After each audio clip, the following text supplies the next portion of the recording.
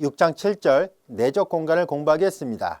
내적 공간은 벡터 공간 안에 내적을 새롭게 약속했을 때 이와 같이 내적을 갖고 있는 벡터 공간을 줄여서 내적 공간이라고 정의를 합니다.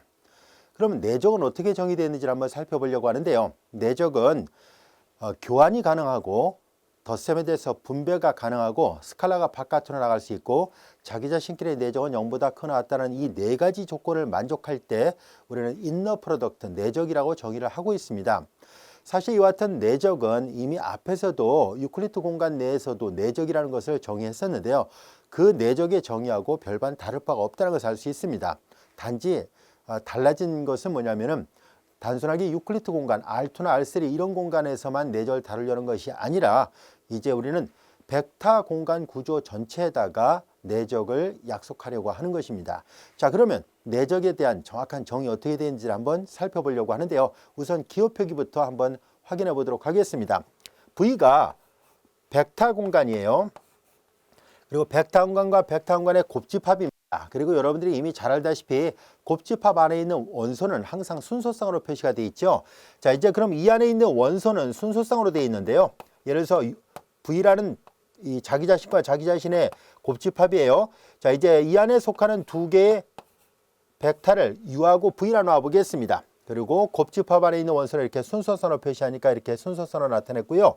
자, 이제 이 안에 있는 원소를 실수로 보내는 사상을 생각하려고 합니다. 즉, 이 곱집합 안에 있는 원소를 실수값으로 대응시키는데요.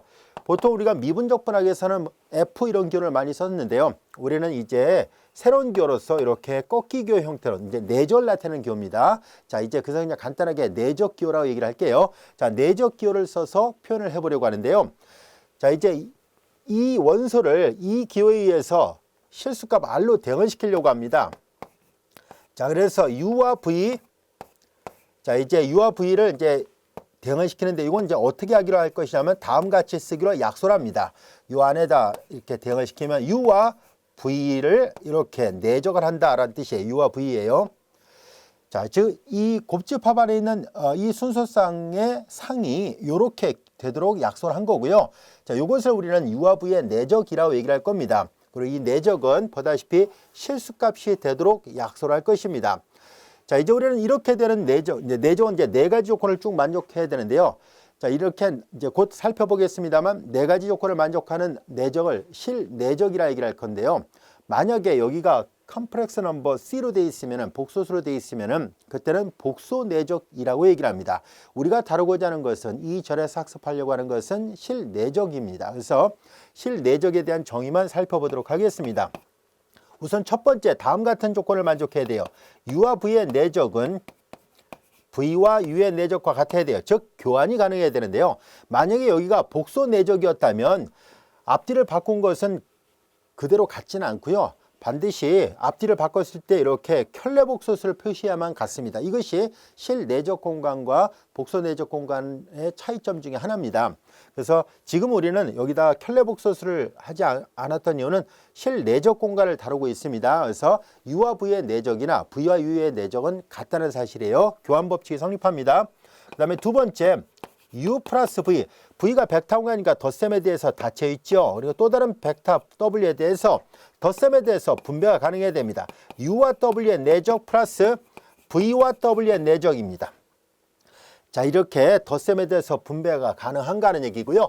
그 다음에 이제 세 번째는 C는 이제 적당한 상수라 가정했을 때 C, U, V의 내적을 계산한 결과가 바로 U와 V의 내적 계산한 결과의 상수배하고 같은가를 보려고 하는데요.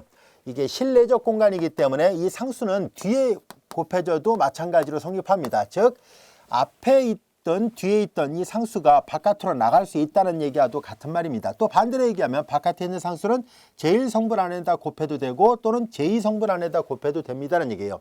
자, 이것이 실내적 공간인데요. 만약에 복소 내적 공간이라면 이 뒷부분이 바로 이렇게 나오지 않습니다. 앞부분은 그대로 나오는데 뒷부분이 나올 때는 뒤에 상수가 나올 때는 발을 붙여서 나와야 돼요. 그런 차이점이 있으니까요. 실내적 공간을 다루는지 복소 내적 공간을 다루는지는 여러분들이 엄밀하게 구별을 해야 됩니다. 지금 우리 이 절은 실내적 공간을 다루려고 합니다. 아시겠죠?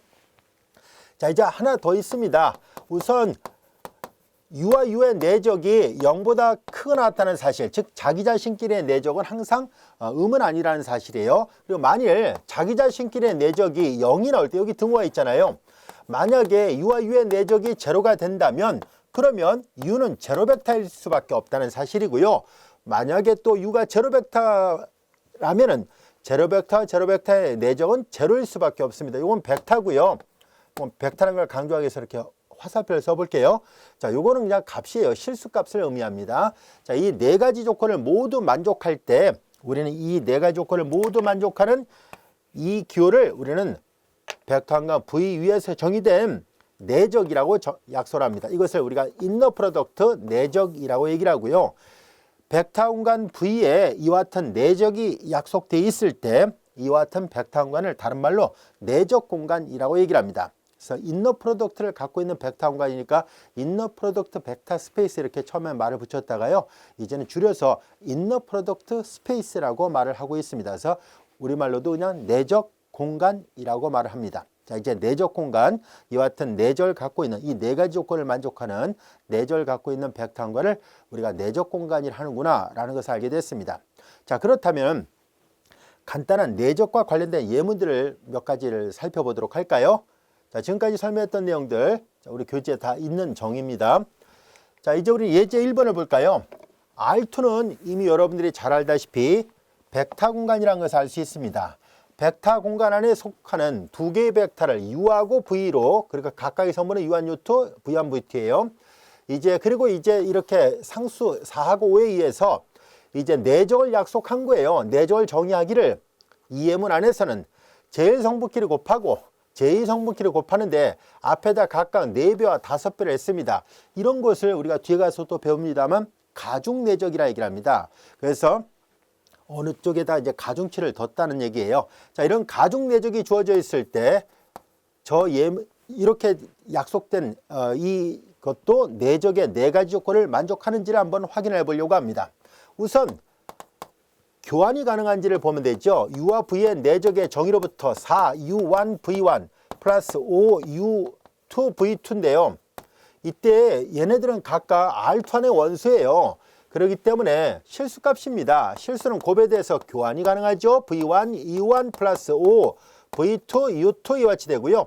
자, 이제 이거는 내적의 정의로부터 다시 쓰면 V와 U의 내적과 같구나는 것을 알 수 있습니다. 자, 이번에는 U 플러스 V 그리고 W의 내적인데요. 자, 이제 UV를 각각 이렇게 U1, U2, V1, V2로 놨다면 그러면 W도 마찬가지로 W1, W2로 놔보겠습니다. 자, 그러면 이제 요 덧셈의 정의로부터 우리는 자연스럽게 다음 같이 쓸 수 있겠군요. 자, U의 첫 번째 성분과 V의 첫 번째 성분끼리 곱했던 것처럼 얘도 그렇게 하면 되겠네요. 자, 이제 여기는 U1 플러스 V1 그리고 여기는 W1이죠. 그 다음에 이제 두 번째는 U2, V2 그리고 5배라고 있잖아요. 마찬가지로 5배 그리고 여기 U2, V2 그리고 W2 이렇게 쓰면 되겠네요. 자, 전개를 해보겠습니다. 다 전개하니까 4U1, W1 플러스 4V1, W1 여기는 5U2, W2 5V2, W2 이와 같이 됩니다. 자, 이제 이거하고 이거를 먼저 약속을 해볼까요? 자, 이 기호 표기로부터 얘는 U와 W의 내절 계산했구나 하는 것을 알 수 있고요. 그 다음에 얘하고 얘를 계산하면 V로 돼 있잖아요. 그래서 여기도 이제 V와 W의 내적 계산한 것과 같구나 하는 것을 알 수 있습니다. 따라서 덧셈에 대해서 분배가 가능하다는 것을 알게 됐습니다. 자, 이제 스칼라별을 한 것을 생각해 볼까요? CUW인데요. 자, 이제 여기 앞에 거는 4배잖아요. CU1 그리고 여기 V를 쓰겠습니다. 자, 이제 이렇게 되면 여기가 V1 이렇게 되죠. 여기는 5배 C 그리고 U2, V2 이와 같이 됩니다. 자, 이제 요 C는 상수니까 바깥으로 내보낼 수 있고요. 그 다음에 이거 다시 쓰면 여기도 C가 바깥으로 나가면 C가 공통해서 묶어내면 4U1, V1 플러스 5 U2, V2 이와 같이 됩니다. 자, 여기까지가 됐죠? 그리고 이제 4U1, V1 더하기 5 U2, V2 이렇게 있을 때 자, 얘네들은 앞서 정의했던 이 예문에서 정의했던 바로 U와 V의 내적이라는 것을 알 수 있습니다. 그래서 자연스럽게 이 상수 C가 바깥으로 나갈 수 있었다는 것을 알 수 있습니다. 그 다음에 이제 C가 뒤에 붙어 있는 것도 마찬가지죠. U1, C, V1, U2, C, V2인데 어차피 상수 바깥으로 내보낼 수 있습니다. 그래서 똑같이 이 성질이 성립한다는 것을 알 수 있습니다. 이제 네 번째는 자기 자신끼리의 내적이 음은 아니라는 것을 보여야 되겠죠. 자기 자신끼리의 내적을 계산해 보도록 하겠습니다. 네 번째, 이제 U와 U의 내적을 계산합니다. U와 U의 내적 계산하면은, 자, 여기 정의로부터 4U1 그리고 U1의 곱이고 플러스 5U2 그리고 U2의 곱이잖아요. 근데 이거 다시 쓰면 4U1의 제곱 더하기 5U2의 제곱이에요. 이때 U1과 U2가 다 같이 실수거든요. 그러니까 실수의 제곱 더하기 실수의 제곱이니까 얘네들은 당연히 0보다는 크거나 같다는 것은 분명한 사실이라는 것을 알 수 있습니다. 또한 만약에 U와 U의 내적이 제로다 라고 한다면 U와 U의 내적이 제로란 얘기는 얘가 제로란 얘기거든요. 4U1의 제곱 더하기 5U2의 제곱이 제로란 얘기인데 제곱 더하기 제곱이 0이란 얘기니까 그렇게 된다면은 U1과 U2가 모두 0이란 얘기고 이 말의 의미는 U 벡터가 성분이 U1, U2로 되어 있잖아요. 그래서 제1성분이 U1, 제2성분이 U2로 되어 있습니다. 그래서 이것이 제로 벡터가 됩니다. 벡터를 강조해서 이렇게 쓸게요. 그래서 이제 U는 제로 벡터일 수밖에 없습니다라는 얘기예요. 자기 자신끼리 내적이 제로가 되면은 U는 제로 벡터일 수밖에 없고 여기 보다시피 동치관계이기 때문에 역도 성립한다는 것을 알 수 있습니다. 따라서 이렇게 가중 내적을 약속해도 네 가지 조건을 다 만족하니까 이와 같은 연산 U와 V의 내적, 이것은 분명히 내적이 맞다는 것을 알 수 있었습니다. R2상에서의 내적이 맞습니다는 것을 확인할 수 있었습니다. 여기까지 이해할 수 있겠죠?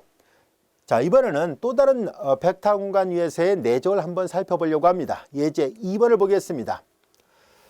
T0부터 Tn은 서로 다른 실수로 약속을 하고요. Pn이라는 것은 여러분들이 이미 잘 알다시피 Pn은 n차 이하의 다항식들로 이루어진 집합을 Pn이라 쓴 것입니다. n차 이하의 다항식들이 있는데요. 그 다항식을 하나는 P, 하나를 Q라 놨을 때 이 P하고 Q의 내적을 약속하기를 이렇게 약속한 겁니다. 여기 잘 보면 이 내적의 정의가 보통 이제 다른 교재에서 사용했던 그 다항식이 주어졌을 때 내적의 정의랑 조금 다르게 되어 있습니다. 그래서 이렇게 약속을 해도 역시 내적이 된다는 것을 확인해 보려고 하는데요. 여기 잘 보세요. n차 이하의 다항식들에 대해서 t0 값들을 대입해서 곱한 거고 n차 이하의 다항식들에 대해서 t1을 대입해서 곱한 거고 같은 방법으로 n차 이하의 다항식들에 대해서 tn을 대입해서 서로 곱한 것입니다. 자, 이렇게 했을 때 이렇게 약속을 해도 이들이 n차 이하의 다항식들로 이루어진 집합에서의 내적이 맞다는 것을 확인해 달라는 얘기입니다. 자, 이제 내적이 맞는지를 확인하기 위해서 교환이 가능한지 분배 법칙이 성립하는지 덧셈에 대해서 상수가 바깥으로 나가고 자기 자신끼리 내적은 0보다 크나 같은지 등등을 확인해 보려고 합니다. 자, 예제 2번의 문제에서 첫 번째 교환이 가능한지를 살펴보려고 합니다. P와 Q의 내적은 정의로부터 PT0 그리고 QT0 이렇게 돼 있고요. 자, 여기에서 n차 이하의 다항식들로 돼 있거든요. 그리고 이제 쭉 가서 이제 PTN 그리고 QTN이 같이 되어 있습니다. 자, 이제 여기 T0부터 TN까지 서로 다른 실수값들을 다 각각 대입하면서 끼리끼리 곱해서 다 더한 걸 말하는데요. 여러분들이 보면 알 수 있듯이 이거 다항식이거든요. 그래서 실수값을 갖고 있는 다항식이다 보니까 앞뒤를 이렇게 바꿔도 A 곱하기 B나 B 곱하기 A나 똑같잖아요. 그래서 이렇게 된다는 것을 알 수 있습니다. 그래서 이제 여기도 마찬가지로 QTN, PTN, 자, 이렇게 되는구나 하는 것을 알 수 있습니다. Q가 앞에 오고 P가 뒤로 와 있었으니까 정의로부터 Q와 P의 내적이 맞다는 것을 알게 됐습니다. 그래서 첫 번째 교환이 가능하다는 것을 알게 됐습니다. 자, 이어서 우리는 P 그리고 Q 그리고 하나를 R이라 놔보겠습니다. PQR이에요. R도 n차 이하의 다항식이었다고 가정하겠습니다. 그러면 이 기호표기의 약속으로부터 P 플러스 Q T0 그리고 RT0 이렇게 될 것이고요. 여기도 마찬가지로 P 플러스 Q 그리고 TN 그리고 RTN이 됩니다. 자, 우리는 여기에서 이거는 당연히 다시 한번 써보면 PT0 플러스 QT0가 될 것이고, 그 다음에 여기는 RT0예요. 그 다음에 여기도 마찬가지로 이렇게 이 합에 관한 정의로부터 PTN 더하기 QTN을 계산한 것과 같고요. 그 다음에 끝은 RTN입니다.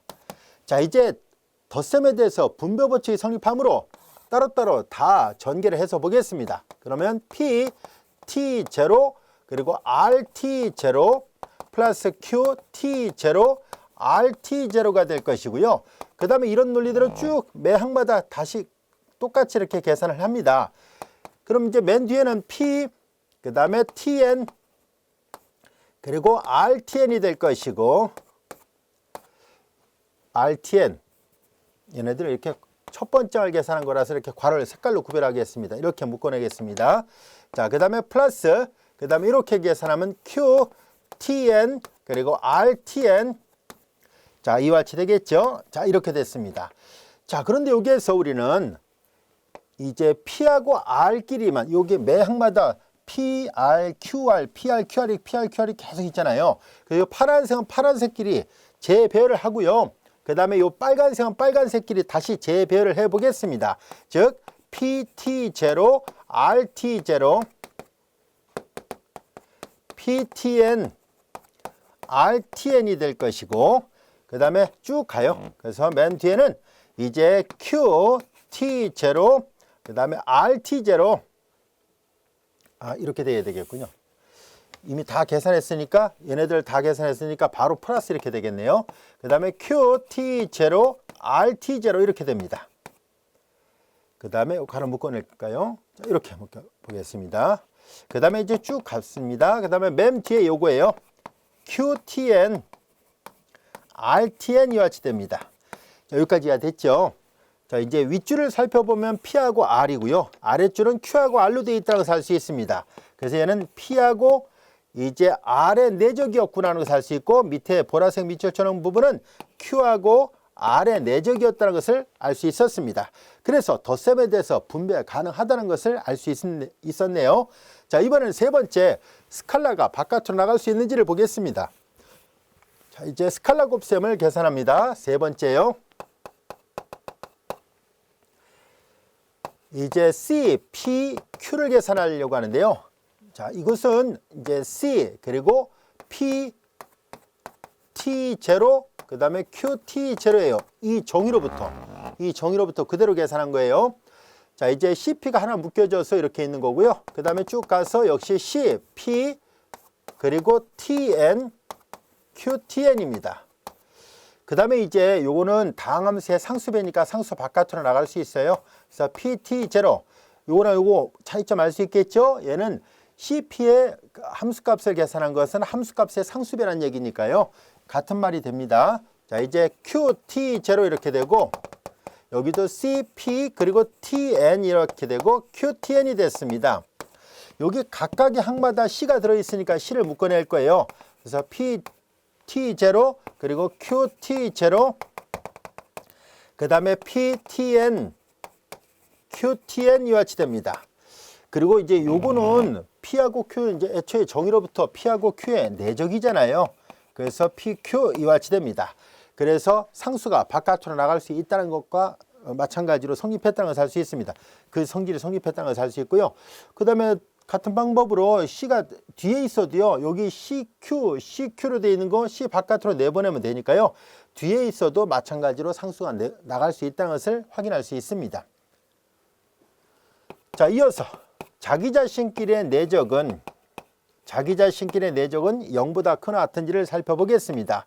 자, 정의로부터 이제 PT0 다시 PT0가 되고요. 그 다음에 PTN 그리고 다시 PTN 이와 같이 됐죠. 근데 이걸 다시 한번 써보면 자기 자신끼리 곱이니까 제곱으로 쓸 수 있잖아요. 그래서 완전적 걸로 다시 바꿔서 표현을 해보도록 하겠습니다. 자, 이 식을 다시 써보면 PT0의 제곱 플러스 PT1의 제곱 이렇게 돼요. 그리고 PTn의 제곱인데요. 자, 이제 각 다항함수들의 특정한 값에서의 제곱이니까 실수의 제곱이 의미될 리는 없잖아요. 그래서 0보다 크나 같다는 것을 확인할 수 있었습니다. 그리고 또한 P와 P의 내적이 만약에 0이다 라고 한다면 그러면 이 말의 의미는 이 다항식이 0이란 얘기 있잖아요. PT0의 제곱, 그 다음에 PTn의 제곱이 다 0이란 얘기인데요. 자, 이제 여기 잘 들여다보면 이 P라는 다항함수는 자, T0, 그 다음에 Tn, 이 전체적으로 잘 보면 제곱이 다 더해서 0이니까 그럼 이제 얘네들 각각이 다 0이 나와야 되는데요. 근데 여기 보면은 이 P는 T0에서도 0이 나오고 PT1도 0, 즉 T1에서도 0이 나오고 T2에서도 0이 나오고 쭉 가서 Tn에서도 0이 나와요. 그러니까 이 P라는 다항함수는 T0, T1, T2 쭉 가서 Tn이 모두 다 0이 되니까 근이라는 것을 알 수 있습니다. 그런데 이 P는 n차 이하의 다항식들로 이루어져 있습니다. n차 이하의 다항식의 근은 최대 n개까지 존재해야 되거든요. 근데 확인해 보니까 근이 모두 n 플러스 1개가 있다는 것을 알 수 있습니다. 따라서 n차 이하의 다항식은 최대 복소수 범위 내까지 포함할지라도 최대 근은 n개만 있어야 되는데 n 플러스 1개의 근을 갖는다라고 되어버렸으니까 그럼 이 다항함수는 0일 수밖에 없잖아요. 0, 상수함수 있죠. 그것만이 이 조건을 만족할 수밖에 없거든요. 그래서 확인해 보니까 그래서 이 P는 항등적으로 0일 수밖에 없다. 이거 벡터라는 걸 강조해서 이렇게 쓸게요. 0일 수밖에 없었습니다는 것도 증명이 됐습니다. 그래서 결국은 이제 n차 이하의 다항식들의 집로 이루어진 이 벡터 공간에 대해서도 이렇게 약속한 것도 역시 내적이 맞습니다 라는 것을 알 수 있었습니다. 여기까지 이해할 수 있겠죠. 그래서 내적의 정의 충분히 이해할 수 있을 겁니다. 그리고 책에 따라서는 다항함수들로 이루어진 벡터 공간의 내적을 다르게 정의할 수도 있는데요. 이와 같이 한 벡터 공간 안에 내적은 여러 가지가 있을 수 있습니다. 내적은 결코 유일하지 않습니다. 네 가지 조건을 만족하기만 하면 다 내적이라 정의를 해버리기 때문에 한 벡터 공간 안에 다양한 형태의 내적이 존재할 수도 있습니다. 그래서 우리는 이와 같이 독특하게 우리가 한 실수값에 대해서 함수값들의 곱 다른 실수값들에 대해 이렇게 약속되어 있어도 내적이 맞다는 것을 확인할 수 있었는데요. 이왕 설명을 했으니까 좀 더 부연 설명하면은 보통 이제 참고로 n차 이하의 다항식이니까 PT를 예를 들어서 자 이제 A0 플러스 오름차순으로 써볼게요. A1T 더하기 A2T의 제곱 그리고 AN T의 n승이라 가정하고요. 그 다음에 QT를 B0 플러스 B1T, B2T의 제곱, BNTN승이라 가정했을 때 보통 이제 대부분의 그 선형대수 교재에서는 이 P와 Q, 이거 간단하게 얘를 줄여서 P라 쓰고요. 얘를 간단하게 Q라 표시한다면 조금 전에 우리가 약속했던 이 내적과는 다르게 이렇게 약속하기도 합니다. 그냥 이렇게 상수항끼리 곱해요. A0, B0, 그리고 이렇게 곱하면 A1, B1, 그리고 A1, B1. 자, 그리고 이제 여기 A2, B2 이런 식으로 개수만 따로 띄어서 이런 식으로 약속하기도 합니다. 이렇게 계산을 해도 역시 마찬가지로 내적이 됩니다. 실제로 말 나온 김에 한번 해볼게요. P와 Q에 이렇게 약속해도 내적이 된다는 것은 이 돌려놓아 보세요. Q, P를 하면 그냥 말로 설명할게요. B0, A0, B1, A1, B2, A2, Bn, An이 됐죠. 그 다음에 다항함수가 하나 더 있어요. PQR 하나 더 있으면 이제 P 더하기 Q 그리고 R이 있다고 가정했을 때 이제 PQ는 각각 요거고요. 그 다음 R은 C0, C1, C2 이렇게 돼 있다고 가정한다면은 이제 얘네들은 A0 더하기 B0 그리고 C0 이렇게 될 것이고 그 다음에 맨 마지막은 AN 플러스 BN CN이 되는데 얘네들은 개수는 모두 다 실수예요. 그러면 이제 분배를 할 것이고 그럼 둘로 쪼개져서 A0, C0, AN, CN 그리고 플러스 B0, C0, BN, CN 이렇게 되잖아요. 그러니까 얘는 A0, C0, AN, BN 이렇게 돼 있으니까 P하고 R의 내적이 된 거고요. 얘는 Q하고 R의 내적이 된 꼴이니까 덧셈에 대해서 분배 가능하다는 것을 알 수 있고요. 이제 여기다 C를 하면 C가 이렇게 붙어 있는데 C 바깥으로 묶어낼 수 있겠죠. 세 번째 성질도 성립하고요. 자기자신끼리 내적은 A0의 제곱, A1의 제곱, A2의 제곱, AN의 제곱이니까 당연히 0보다 크죠. 그리고 그 값이 만약에 0이라면 각각의 제곱이 0이니까 각각이 0일 수밖에 없어요. 그래서 P가 0다항식일 수밖에 없다라는 논리가 성립합니다. 그래서 이렇게 정의를 해도 내적이 됩니다. 하지만 우리 교재에서 정의한 내적의 정의가 이 모양이 아닙니다. 많은 그 선형대 수학 교재에서 사용하고 있던 내적은 이렇게 약속되는 경우가 많은데요. 우리 교재에서는 이렇게 약속을 했을 때도 역시 내적이 된다는 거. 이것도 내적이 돼요. 그래서 이렇게 n차 이하의 다항식들로 이루어진 벡터항관 안에는 내적의 조건 4가지를 만족할 수만 있다면 다양한 형태의 많은 내적이 존재할 수 있습니다. 그래서 우리는 그 중에서 이제 이것이 내적이 되는구나 라는 것을 확인할 수 있었습니다. 여기까지 할 수 있겠죠? 자, 이제 우리는 예제 3번의 문제를 살펴보려고 하는데요. 방금 전에 약속했던 내적 있죠? 조금 전에 했던 예제 2번에서 사용했던 내적에서 이제 구체적으로 T0, T1, T2 값을 결정을 하고자 합니다. T0는 0으로, T1은 2분의 1, T2가 1이라고 가정했고요. 그 다음에 이제 요 PT는 아예 2차식으로만 되어 있고요. 그 다음에 QT는 2T-1 1차식으로 되어 있는 다항식입니다. 자, 이제 PQ의 내적과 Q와 Q의 내적을 각각 계산해 보시오라는 얘기예요. P와 Q의 내적을 계산합니다. P와 Q의 내적은 앞서 정의한 것부터 PT0, QT0가 되고 그 다음에 PT1, QT1이 될 것이고 그 다음에 PT2, QT2 이와 같이 됩니다. 각각의 t의 값에 대항하는 함수값들의 곱을 다 더한 걸로 약속을 했었잖아요. 자, 근데 여기에서 T0가 0이라고 얘기를 했었으니까 P0, 그 다음에 Q0가 될 것이고 T1은 2분의 1로 약속됐으니까 P2분의 1, Q2분의 1입니다. 그리고 이것은 T2를 1로 약속했었으니까 P1, Q1 이와 같이 되겠죠. 자, 이제 우리는 이 다항식의 모양에다가 T 대신에 0을 대입하면 0이고 여기도 0을 대입하면 이건 마이너스 1이 있지만 0 곱하기 말했으니까 0이 됐죠. 앞부분은. 자, 이번엔 2분의 1 대입합니다. 2분의 1 대입하니까 2분의 1이 접으니까 4분의 1 곱하기 10이니까 약분하면 3이 됐죠. 이거 3이 됐고 Q 2분의 1 대입합니다. 2 곱하기 2분의 1 마이너스 1이니까 약분하면 1 빼기 1이니까 이거 0이 되는군요. 그 다음에 이번에 1을 다 대입해요. 여기 1을 대입하니까 12. 앞부분은 12가 되고 여기다 1을 대입하니까 2에서 1 빼니까 1 이와 같이 됐습니다. 12 곱하기 1이군요. 자, 이제 요거는 0이고 요것도 0이니까 얘만 남았습니다. 12 곱하기 1이니까 12 이와 같이 돼서 이 조건 하에서 P와 Q의 내적은 12였었습니다. 이제 Q와 Q의 내적 계산합니다. Q와 Q의 내적은 내적의 조건으로부터 음이 아닌 실수값이 나오는지를 확인해 보려고 합니다. 자, 이제 Q와 Q의 내적 계산합니다. 마찬가지로 QT0, QT0, QT1, QT1이고요. 그리고 QT2, QT2 이와 같이 됐습니다. 자, 이제 T0가 0이라고 얘기를 했었으니까 얘는 Q0 똑같은 걸 곱했으니까 제곱이에요. 그리고 T1은 2분의 1이죠. 똑같은 걸 곱했으니까 제곱. 제곱 앞에다 써도 되죠. 자, 이렇게 썼습니다. 그리고 T2가 1이었었으니까 Q1의 제곱이 같이 됐습니다. Q0는 여기다 0을 대입하니까 마이너스 1, 마이너스 1의 제곱이고요.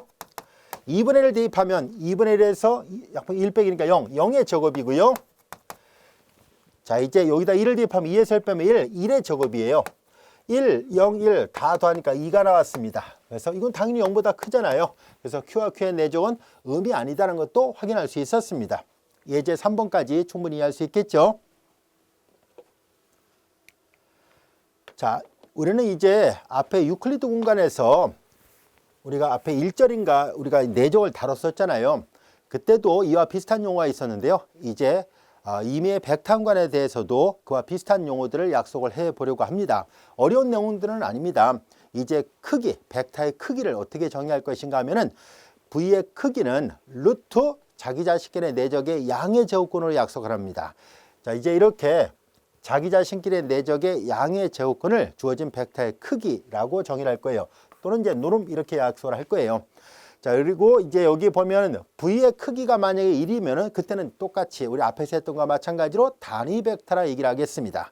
그리고 두 벡터 사이의 거리, 디스턴스는 우리는 U-V의 놈으로 약속을 하겠습니다. U-V의 놈이니까 U-V와 U-V의 내적의 양의 조건이 우리 두 벡터 U와 V의 거리를 나타냅니다.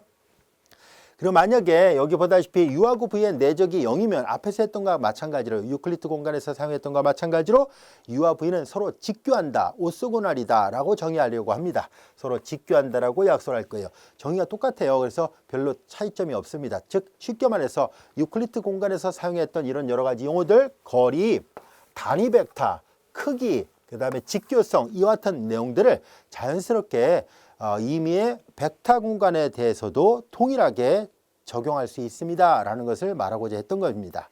자, 이제 그러면 이와 같은 용어들을 우리가 배웠으니까 예제 4번을 통해서 이제 그 두 벡터의 크기를 한번 구해 보려고 합니다. 자, 조금 전에 사용했던 예제 3번의 내적을 갖는 내적 공간, 이게 무슨 말이냐면 PT가 12T의 제곱, QT는 2T-1이었는데요. 자, P와 Q의 크기를 구하시라는 얘기 있잖아요. 먼저 얘를 계산해 놨으니까 얘부터 먼저 하겠습니다. 예제 4번. 자, 이제 우리는 Q의 놈의 값을 계산합니다. Q의 놈의 값은 양의 제곱권 Q와 Q의 내적의 양의 제곱권인데요. Q와 Q의 내적은 2로 되어 있으니까 Q의 놈의 값은 루트 2라는 것을 알 수 있습니다. 자, 이번에는 우리가 P의 놈을 계산해야 되잖아요. 자, 그래서 이제 P의 놈부터 먼저 계산하겠습니다. P와 P의 내적을 먼저 계산할게요. 자, P와 P의 내적은 PT0, PT0, 그러니까 아예 제곱을 쓰겠습니다. 그리고 PT1과 PT1의 곱이니까 PT1의 제곱, 그리고 PT2의 제곱 이와 같이 되는데요. 자, T0가 0, T1은 2분의 1, T2는 1이잖아요. 그래서 이제 P0의 제곱, P 2분의 1이죠. 2분의 1의 제곱, 그리고 P 1의 제곱 이와 같이 됐습니다. 자, 이제 P 제로 값을 여기다 0을 대입하니까 0이에요. 0에 제곱해봤자 0이고 2분의 1 대입하죠. 아까 2분의 1 대입한 것이 3이었었습니다. 3의 제곱, 그리고 P1은 아까 P1 계산한 것이 여기 12였었습니다. 12의 제곱 이와 같이 되는군요. 3, 3은 9 플러스 144가 되니까 149, 153이 되는군요. 자, 이와 같이 됐네요. 그래서 이제 P의 놈을 계산하라는 얘기잖아요. P의 놈의 값은 양의 제곱권이에요. P와 P의 내적의 양의 제곱권이니까 루트 153 이와 같이 됩니다. P의 크기는 루트 153이고 Q의 크기는 루트 2였다는 것을 알게 됐습니다. 예제 4번의 뜻 이해할 수 있겠죠? 어렵지 않습니다. 내적을 갖고 있을 때 주어진 벡터의 크기를 구하는 것은 그냥 앞에서 배웠던 정의대로 하나하나 계산하면 됩니다. 큰 어려움이 없으니까요. 쉽게 해결할 수 있을 거라 생각합니다. 자, 이제 그램시미터 과정이라는 것을 다뤄보려고 하는데요. 사실 이 그램시미터 과정 우리 앞에서도 했었습니다. 앞에서 했을 때는 Rn 공간상에서 그램시미터 과정을 적용했었다면 이제 내적이 주어진 내적 공간에서도 그램시미터 과정을 확대 적용하는 것이 가능하다는 것을 보이려고 합니다. 자, 구체적으로 예를 통해서 살펴보도록 하겠습니다. 예제 5번의 문제를 보겠습니다. 예제 2번에서 사용했던 내적 T0부터 Tn까지 n 플러스 1개의 점에서의 우리가 다항함수 값들의 곱들 PQ의 곱들의 총합이에요. 자, 이제 이렇게 돼 있을 때 이제 4차 이하의 다항식들로 이루어진 벡터 공간을 V라 하고, 자, 이제 얘네들에서 다항식의 값을 직접 계산해 보세요라는 얘기예요. 다항식은 1t, t의 제곱으로 되어 있습니다. 자, 다항식이 1이었다는 얘기는 곧 뭐냐면 이제 여기에서 얘네들을 다 계산해 보라는 얘기거든요. 근데 얘는 이 다항식은요, 어떤 값을 집어넣더라도 다 1이니까 마이너스 1을 넣어도 1, 열 벡터를 표시하겠습니다. 마이너스 1을 넣어도 1, 0을 넣어도 1, 1을 넣어도 1, 2를 넣어도 1 이렇게 돼요. 자, 이것이 1이라는 다항식의 성분을 직접 표시한 거예요. 자, 이번에는 t는 어떻게 되어 있을까 하는 얘기인데요. 각각의 성분에다가 여기다 대입을 해 보면은, 자, 이제 여기에다가 대입하면 그냥 그대로 자기 자신이 나와요. t에다가 t가 마이너스면 그대로 쓰라는 얘기니까 마이너스 2, 마이너스 0, 1, 2 이렇게 되고요. 이건 t의 제곱, 이 데이터 값들의 제곱을 해서 구성하라는 얘기입니다. 자, 그래서 t의 제곱, 성분이 5개가 있었으니까요. 요 5개의 점에 대해서 마이너스 2의 점이니까 플러스 4, 마이너스 1의 제곱, 0의 제곱, 1의 제곱, 2의 제곱이니까 1t, t의 제곱은 이런 꼴이었구나 라는 것을 알게 됐습니다.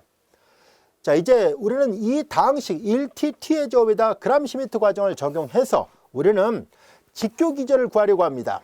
그래서 이제 P2에 대한 직교 기절을 구해보시라는 얘기예요. 힌트가 있네요. 1t, t의 제곱은 P2의 기저임을 확인하시라는 얘기예요. 자, 이제 얘네들이 2차 이하의 다항식들의 표준 기저잖아요. 1t, t의 제곱은 당연히 표준 기저예요. 그래서 이 기저를 이용해서 표준 기저로부터 우리는 그램/시미터 과정은 직교 기저를 만들려고 하는 것이니까 직교화를 만족하는지를 확인해 봐야 돼요. 우리는 1과 t의 내절 계산하려고 합니다. 1과 t의 내적을 계산하고 1과 t의 제곱의 내적 계산하고 t와 t의 제곱의 내적을 계산해서 서로 간의 수직이 되는 벡터를 새로 찾아야 돼요. 그게 바로 직교 기저거든요. 근데 여기 잘 보면 1과 t의 내적을 계산해 볼까요? 1과 t의 내적 계산하면 이렇게 곱해서 다 더해버리면 0이잖아요. 1과 t는 직교합니다. 그런데 1과 t의 제곱 직교하지 않습니다. 그리고 t하고 t의 제곱을 살펴볼까요? 마이너스 8, 마이너스 1, 0, 1, 8. 얘는 또 직교하는군요. 그런데 3개가 다 직교하진 않아요. 1과 t는 직교하고 t와 t의 제곱은 직교하는데 1과 t의 제곱이 직교하지 않기 때문에 우리는 그램/시미터 과정을 적용을 해 보려고 합니다. 자, 이제 그램/시미터 과정을 적용해서 어떻게 할 것이냐면 이제 프로젝션을 계산해 보겠습니다. t의 제곱을 자, 1과 2로 생성되는 공간, 스팬 1과 t로 생성되는 공간 위로 정상을 내리겠습니다. 자, 그럼 1과 t로 생성되는 공간 위로 t의 제곱의 정상을 내리려고 하는데요. 앞에서 그램/시미터 과정을 배웠기 때문에 그리 어려운 내용은 아니라는 것을 알 수 있습니다. 자, 이제 그래서 1과 1의 내적분에 t의 제곱과 1의 내적 그리고 1이 될 것이고, 그 다음에 여기도 t와 t의 내적분에 t의 제곱과 t의 내적 그리고 t가 됩니다. 자, 근데 여기 t하고 t의 제곱은 내적하면 0이 나와요. 그러니까 분자가 0이니까 얘가 0이니까 이거 할 필요가 없게 됐어요. 얘만 계산하면 됩니다. 자, 이제 1과 1의 내적을 계산했죠. 1과 1의 내적이니까 5, 분자가 5가 됐고 분모는 5가 됐고요. t의 제곱하고 1의 내적을 계산합니다. 성분이 주어졌으니까 끼리끼리 곱해서 다 더하면 돼요. 4 더하기 1 더하기 0 더하기 1 더하기 4예요. 5 더하면 10이네요. 1, 2와치 됐습니다. 이 약분되니까 2 곱하기 1 그냥 간단하게 2라 쓰면 되겠군요. 자, 이제 프로젝션을 계산해 본 결과 이렇게 표시가 됐습니다 라는 것을 알게 됐습니다. 자, 이제 여기까지가 됐죠. 이거 그냥 2라고 쓰지 말고 이 2를 자, 우리가 직교하는 기저를 얘는 문제에서 주어졌던 기저고 직교 기저를 P0, P1, 그냥 P2라 놔 볼게요. 자, 그러면 이 1이 바로 그냥 순서대로 써야 되겠군요. 자, 이제 직교하고요. 직교 기저를 이렇게 놓겠습니다. 직교 기저, 자, 첫 번째 단계 P0는 그냥 1로 놓으면 되겠네요. P0 1 이렇게 놓겠습니다. 자, 그 다음에 이제 두 번째 단계 얘네들이 서로 직교했거든요. 서로 직교했기 때문에 P2도 그냥 T라 놓으면 충분하구나 라는 것을 알게 됐습니다. 자, 이제 그리고 이제 얘네들을 이 각각 여기 보다시피 P0가 1이 곧 P0고 T가 곧 P2였기 때문에 뭐 1 대신에 P0를 써도 되고요. T 대신에 P2를 써도 됩니다. 요 1이라는 것은 다시 보면은 1은 곧 P0를 나타냈죠. 그래서 여기가 P0 이와 같이 됩니다. 이건 0이니까 할 필요 없고요. 자, 그래서 이제 정상을 내려보니까 이 P0였구나 라는 것을 알게 됐습니다. 자, 이런 정상을 내린 이유가 있죠. 자, 우리는 이제 앞에서도 많이 해왔던 것처럼 자, 이제 이렇게 어떤 이 기저들로 이루어진 공간을 생각해 보려고 하는데요. 자, 이제 1t, t의 제곱으로 이루어진 것은 바로 P2라는 전체 공간이 P2예요. 전체 공간이 P2고, 그리고 이 두 개의 벡터, 즉 P0하고 P2로 이루어진 부분 공간을 W라 놓겠습니다. 그러면 지금 우리가 이 W는 보다시피 1과 T로만 구성되는 이 두 개로 생성되는 부분 공간이에요. 그러면 여기 보다시피 T제곱은 이렇게 P2 안의 원소니까 이렇게 돼 있고요. W 안의 원소는 아닙니다. 그런데 이제 여기에 보면은 정상을 내린 게 이거란 얘기잖아요. 정상을 내린 것이 바로 여기가 2P0예요. 자, 그리고 이제 많이 해왔던 것처럼 이제 밑에서 위로 가는 이 벡터, 이게 바로 이제 P0, P1, P2예요. 이 파란색 벡터를 P2라 놓으려고 합니다. 자, 이제 파란색 벡터를 P2라 놓으면 이거 수직이에요. 자, 그러면 빨간색에다 파란색 더한 것이 노란색 P2잖아요. 그래서 우리는 이제 그림을 보면 알 수 있듯이 파란색 P2를 찾는 방법은 P2는 노란색 T의 제곱에서 빨간색 2P0를 빼는 것과 같구나 라는 것을 알게 됐습니다. 이것이 바로 이제 이거 P1인데 잘못 써놨군요. P1, P0, P1이고 이게 P2예요. 자, 이제 P2가 이렇게 구해졌습니다. 그래서 직교 기전을 구하시라고 얘기를 했었으니까 이제 우리는 직교 기전은 바로 P0, P1, P2인데요. 다시 한번 다항함수를 이용해서 표시한다면 다음같이 쓸 수 있습니다. P0는 1이고요. P1은 T였었고요. 그리고 P2는 보다시피 T의 제곱 마이너스 2, P0가 1이었기 때문에 그냥 1 안 써도 되죠? 이렇게 됩니다. 자, 이 세 개의 벡터들이 바로 이 P2 공간 안에 있는 직교하는 기저가 됩니다. 그람시미트 과정을 동일하게 다항식들로 이루어진 벡터관에다도 똑같이 적용할 수 있었다는 것을 알 수 있습니다. 어렵지 않죠? 그래서 이 직교 기저를 구하셔야 하는 문제를 해결할 수 있었습니다. 자, 이제 그러면 이와 같은 직교 기저를 우리가 계산했는데요. 여러분들이 그리 어렵지 않게 이 문제를 해결할 수 있을 거라 생각합니다. 자, 이제 그러면은 V의 부분 공간 P2에 대한 직교 기저를 계산하시오라는 얘기 여기까지 알 수 있겠죠. 자, 그러면 이제 이어서 이거 계산 안 해도 되죠? T의 제곱 마이너스니까 여기서 2를 다 빼라는 얘기잖아요. 그래도 마저 해볼까요? 이제 세 번째 P2의 모양은 얘는 이제 그대로 똑같은데요. P2는 굳이 이걸 안 써도 되는데 이렇게만 써도 충분합니다.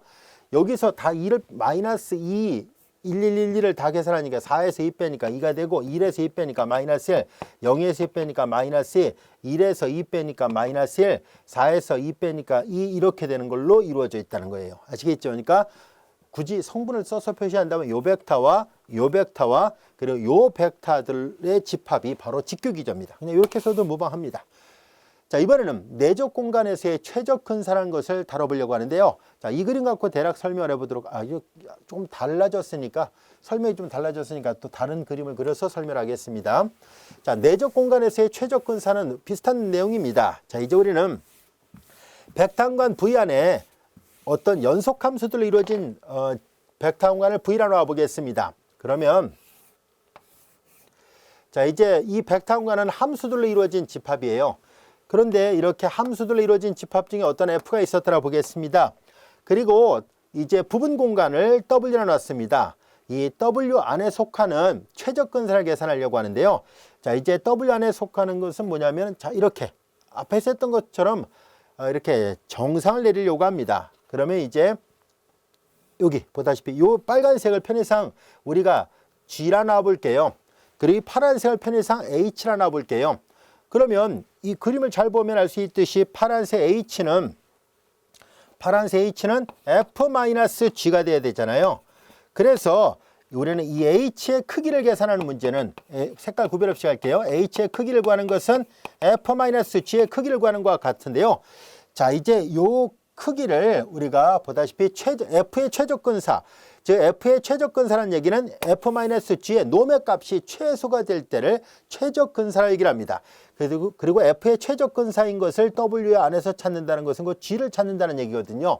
자, 그래서 여기 보다시피 W 안에 속한 함수들에 의한 F의 최적 근사는 부분 공간 W로의 F의 직교사용, 이걸 찾는 것과 같은 말입니다라는 얘기예요. 말을 바꿔서 얘기하면 이 파란색 벡터의 크기가 최소가 되도록 하는 정상을 찾는 것과 같은 말입니다 라는 얘기예요. 자, 이제 앞에서 우리가 최소 제곱회라는 개념을 공부했었는데요. 이와 같이 일반적인 내적 공간에서도 그와 같은 내용을 다룰 수 있다는 것을 말하고 있습니다. 자, 구체적으로 예를 들어가면서 살펴보도록 하겠습니다. 예제 6번의 문제를 보겠습니다. 조금 전까지 살펴봤던 예제 5번의 내절 갖는 4차 이하의 다항식들로 이루어진 벡터 공간을 V라 놓겠습니다. 그리고 P0, P1, P2를 방금 전에 계산했던 우리가 직교 기저를 하겠습니다. 방금 전에 계산했죠. 1t, t의 점 마이너스예요. 자, 이제 P2에 속하는 다항식들에 대한 이거의 최적근사를 구하시라는 얘기예요. 자, 이게 어떤 의미인지 한번 살펴보도록 할게요. 그림을 다시 그려보도록 하겠습니다. 그림을 다시 그려본다면, 자, 이제 P2에 속하는 다항식들에 대해서 여기 보다시피 얘는 지금 뭐냐면 4차 이하의 다항식들로 이루어진 벡터항관이 V였어요. V 안에 있는 원소를 P라 놓았는데 보다시피 4차식으로 되어 있습니다. 그러면 이제 이렇게 PT가 있습니다. PT가 5-2분의 1T의 4승입니다. 자, 그런데 부분 공간 P2는 뭐냐면 이게 부분 공간 W인데 얘가 2차 이하의 다항식들로 이루어진 부분 공간입니다. 전체 공간은 4차 이하의 다항식들로 이루어졌고요. 근데 우리 이 안에서 분명히 직교 기저가 있었잖아요. 그 직교 기저를 P0, P1, P2라 놓자는 얘기였었으니까, 자, W의 직교 기저 P0, P1, P2예요. 근데 P0가 아까 1이었었잖아요. 1, T 이렇게 돼 있었습니다.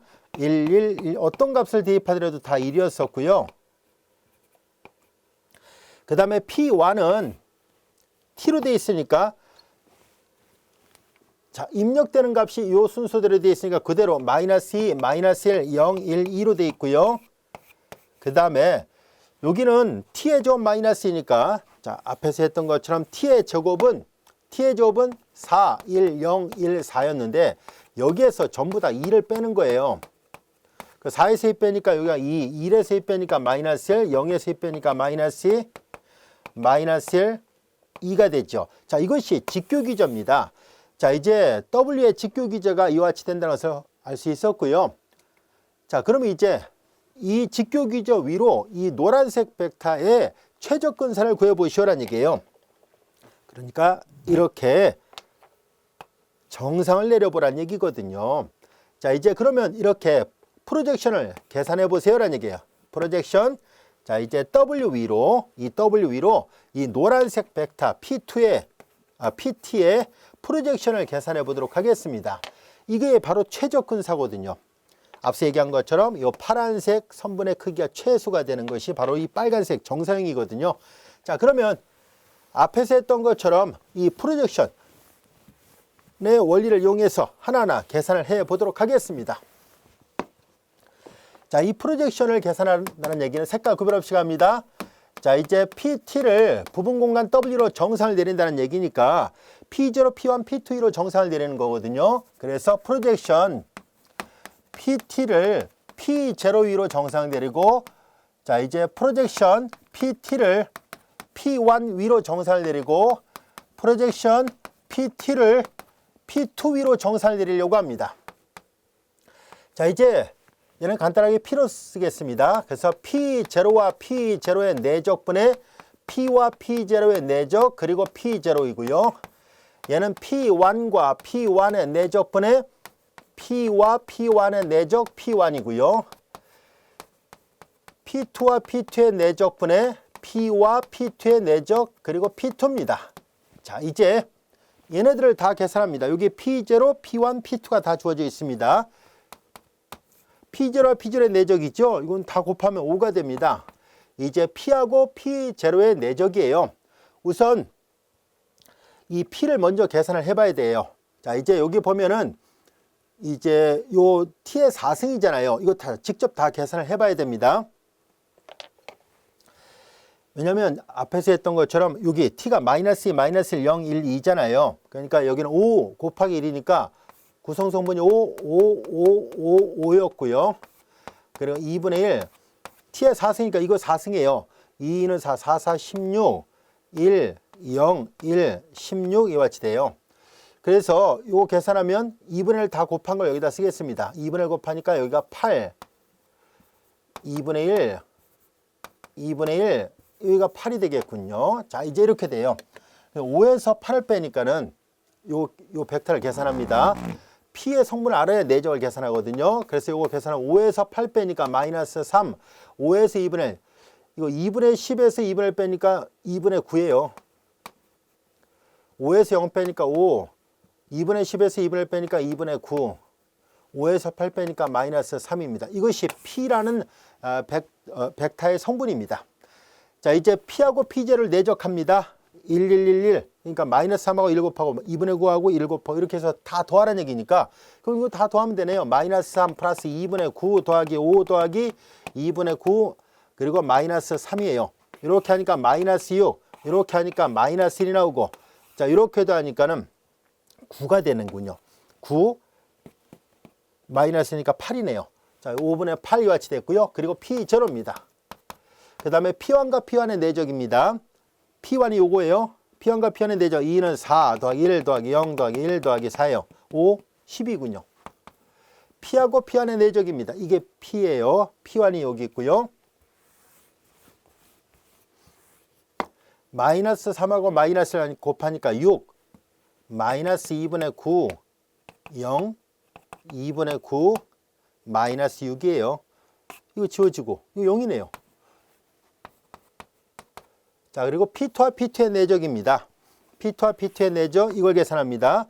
2는 4, 1, 2는 4, 1, 2는 4예요. 그러면 3, 4, 12, 13, 14. 그 P하고 P2의 내적입니다. 이 P하고 P2의 내적 계산하죠. 이렇게 곱하니까 마이너스 6, 마이너스 2분의 9, 마이너스 10, 마이너스 2분의 9, 마이너스 6이에요. 이렇게 계산하니까 마이너스 9, 이렇게 계산하니까 마이너스 12, 마이너스 21, 마이너스 12니까 마이너스 31입니다. 0이니까 할 필요 없고요. 그래서 5분의 8, P0, 마이너스 14분의 31, P2가 됐습니다. 자, 이제 그러면 최적 근사를 구하라는 얘기인데요. 이제 P0가 앞서 계산했던 것이 이게 1이었고요. P1은 T였었잖아요. 그리고 P2가 아까 계산했을 때 얘가 T제곱 마이너스 아까 2인가 이렇게 나왔었잖아요. T제곱 마이너스인가 이렇게 있었습니다. 그래서 이거 그대로 계산합니다.